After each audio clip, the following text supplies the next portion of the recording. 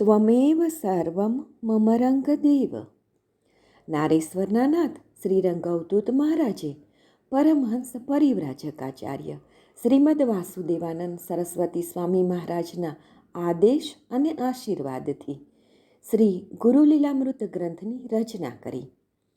વરદ અને ઔપાસનિક આ ગ્રંથને રંગબાળ શ્રી જગદીશાનંદજીએ સરળ અને સંક્ષિપ્ત ગદ્ય લેખન રૂપે વર્ષના દરેક દિવસ માટે એક પેજ તેમ 364 પેજમાં શ્રીરંગ બ્રહ્મરસાસ્વાદનું સર્વ ભક્તજનોને રસપાન કરાવ્યું છે.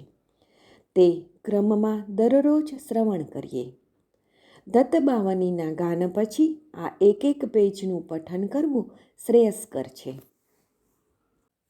સપ્તાહ 3 ગુરુવાર. નિરંજન અલખજીને કહે છે, હે પ્રભુ, તે તું જ છે, એની અનુભૂતિ મને સમજાવો. આખું જગત બ્રહ્મ છે, જેમાંથી બધું ઉત્પન્ન થાય છે, જેમાં રહે છે અને તેમાં જ સમાઈ જાય છે. એવું કઈ રીતે બને છે?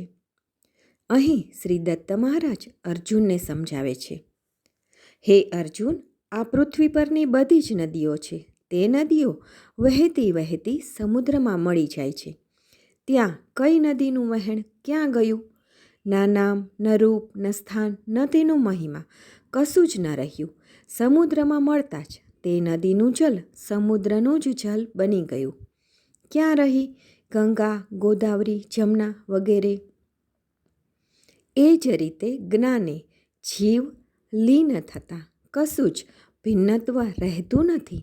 હે અર્જુન, જો આ મધમાખી અનેક ફૂલોમાંથી અતિ કષ્ટ વેઠી અનેક પુષ્પોનો પુષ્પરસ એકઠો કરી મધ બનાવે છે, મધ બન્યા પછી એક રસ થતાં ક્યાં ફૂલનો કયો રસ છે? શું કોઈ જુદો પાડી શકશે? બસ એમ જીવને બ્રહ્મ સ્વરૂપમાં લીન થતાં તે સ્વયં બ્રહ્મ જ બને છે. હે અર્જુન, હવે જરા ધ્યાન દઈને સમજ, સાંભળ.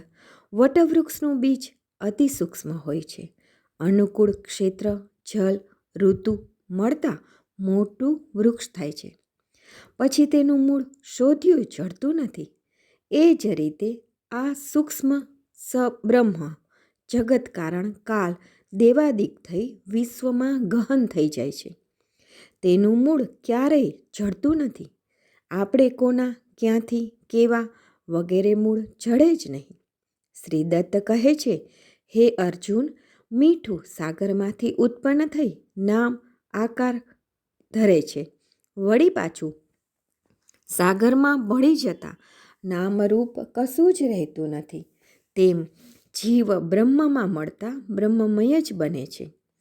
હે ચતુર, આ વૃક્ષ જો, આ વૃક્ષની ડાળી તોડી જો. શું વૃક્ષ મરી ગયું? ના, ડાળી નિર્જીવ થઈ. એવી જ રીતે શરીર તે ડાળી છે, મૂળ છે તે જીવ. શરીર નષ્ટ થયું, આત્મા તો વિશ્વમાં બ્રહ્મ સ્વરૂપે અજર અમર જ છે. જન્મ મરણ તેને નહીં, સ્વયં જનાર્દન એહ. અવધૂતિ આનંદ, ભજન નંબર 244, પાના નંબર 215, પંક્તિ 9, દત્ત દશક. ચોર લોકો એક માણસને આંખે પાટા બાંધી ઘોર જંગલમાં લઈ જઈ તેને લૂંટીને એકલો મૂકીને ભાગી ગયા. પેલો માણસ આંખનું બંધન મુક્ત કરી અથડાતો કૂટાતો પોતાના સ્થાનની દિશા પૂછતો પૂછતો પોતાના નિવાસસ્થાને પહોંચે છે.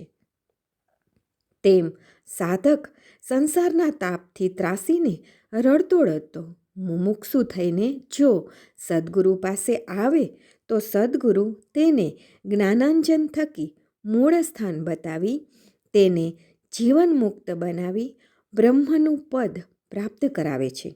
ગુરુ વિના મોક્ષ નથી જ.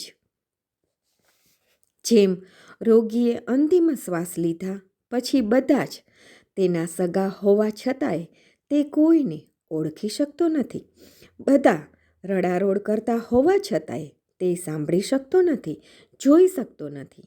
એવી રીતે જીવ ધ્યાનના અભ્યાસે ઇન્દ્રિયો લીન થતાં શરીરભાન રહે નહીં. આવી જ પરમ સ્થિરતા જાગ્રત ભાવમાં આવી જાય તો સદાકાળ જીવન મુક્ત મોક્ષ પદને પામે છે. આવા કેટલા અભ્યાસ દ્વારા શ્રીદત્ત અર્જુનને તે તું છે તેની અનુભૂતિ કરાવે છે. દેહ વિદેહી કેમ થવાય? જેમ ઘડો બનાવતા પહેલાં માટી જ હતી, આકાર બન્યો ઘડો, પણ મૂળમાં તો માટી જ ને. માટીને આકાર આપ્યો, ઘડો બન્યો, ઘડો ફૂટી ગયો, ઘડો નામ ગયું, આકાર ગયો. માટી તો પૂર્વે હતી, તેની તે જ રહીને. બસ આપણે બધા મૃતિકાના માનવી છીએ.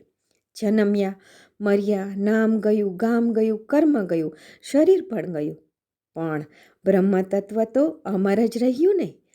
આમ જીવરૂપે સર્વમાં પ્રવેશ કરી સર્વનું નિમંત્રણ તે કરે છે. નિર્વિકાર છતાંય એ સ્વયં ગુપ્ત રહી અનેક જીવોને પરબ્રહ્મ પરોક્ષ કરી એ કર્મનું ફળ આપે છે. આમ હે અર્જુન, યોગાભ્યાસે સ્થિર રહી અખંડ ધ્યાન કરતા અક્ષય પદ પામીશ. હું અખંડ એ બ્રહ્મ હું, કેવલ નિશ્ચલ એક, સત્યાદ્વૈત વિશુદ્ધ હું, આનંદામૃત છેક. શ્રી ગુરુ લીલામૃત અધ્યાય 17 દોહરો 128. અવધૂત ચિંતન શ્રી ગુરુદેવ દત્ત.